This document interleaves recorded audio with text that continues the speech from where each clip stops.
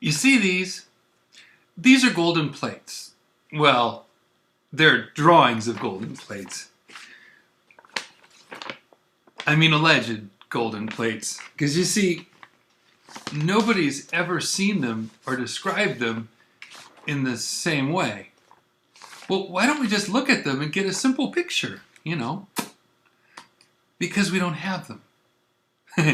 You see, Joseph Smith said that an angel named Moroni led him to a hill called Cumorah and a secret place on the hill, and there Joseph got golden plates, from which Joseph translated, whether the plates were with him or not, the Book of Mormon.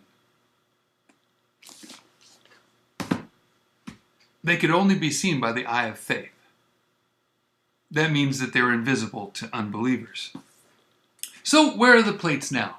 Well, these guys here say that Joseph gave them back to the angel Moroni. But Brigham Young and other people say that others said that either 2 or 3 or 4 people went back to the hill and went back to the place to put the plates back, or the cave opened up, or... Okay, they all agree on one thing. We don't have the plates anymore. So, how then do we have over 3,913 changes between 1830 and the present day in the Book of Mormon when we don't have any originals? Magic? Prophecy? Something else? Did you know Mormons believed all this? Well, did you know that Christians believe something almost as silly?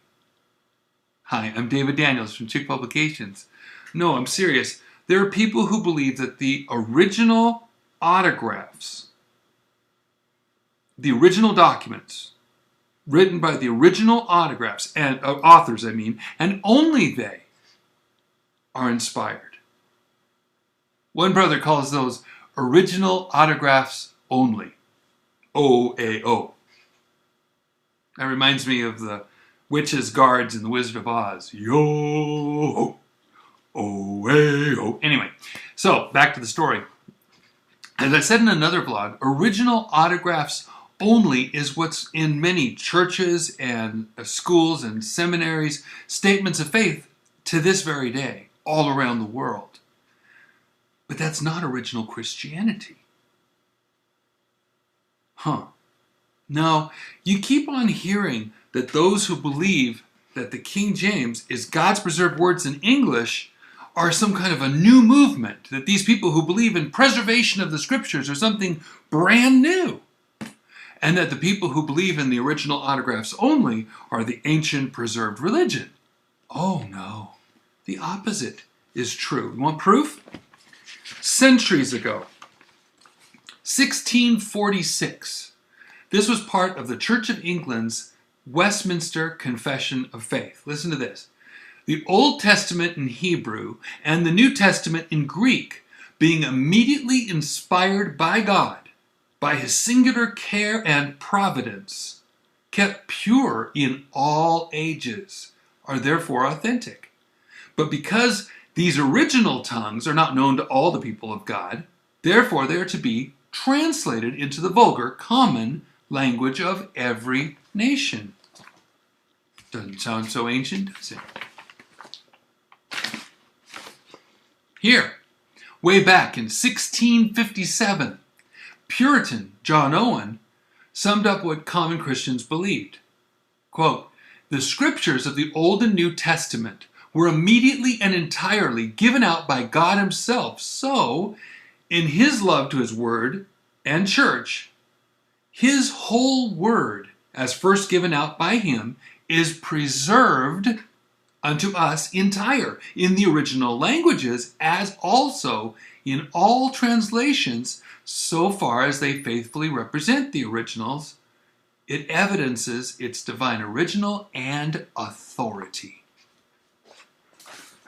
Here's what really happened. In the late 1800s, scholars got threatened.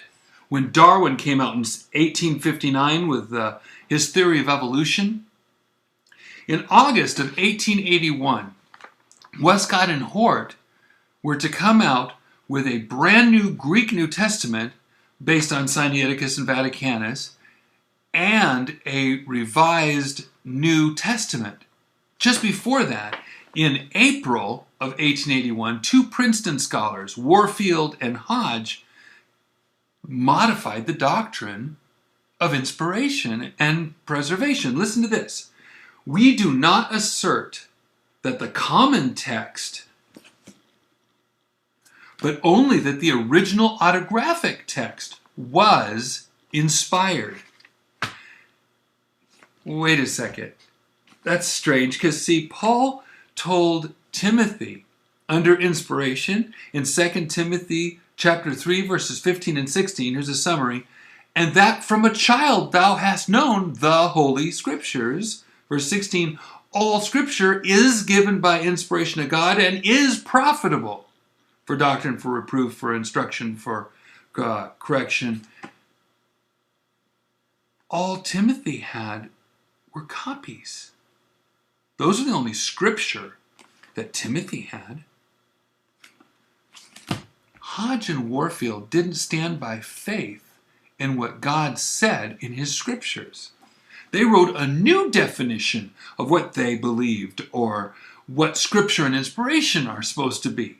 It's just the original autographs, they say, which we don't have.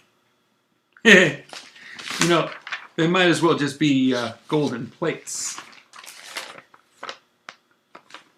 But we do have the Scriptures. In Scripture, the word Scripture is used 53 times. One time in Daniel 10:21 and 52 times in the New Testament. And every single time, it's not referring to the autographs. It's referring to copies. I don't believe in OAO. I believe in God's providential preservation of His holy words. Providential, God provided preservation of His holy words.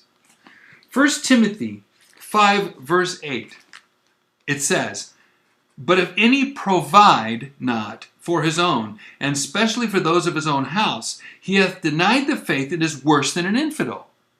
God says we must provide for our own family so we don't deny the faith. Will God not then provide for us His own faithfully preserved words? But starting in the 1800s, back then, a new group in Princeton did not believe in providential preservation and made that doctrine of OAO, original autographs only.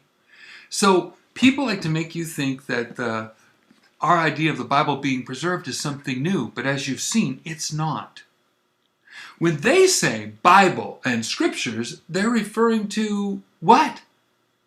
There's nothing to point to because it's not there. When I say I believe in the Holy Bible and the Holy Scriptures, I can point right to it. It's right here. It's in my hand. Like the people of old, I believe in God's providential preservation and that I have the same authority as the originals had because they were copied correctly and translated right. So the OAO people don't know it, but they're actually, I don't know, more like modified Mormons because they got nothing they can point to. Nothing but invisible originals and professors that they can trust. Which do you trust? God bless you and have a wonderful day.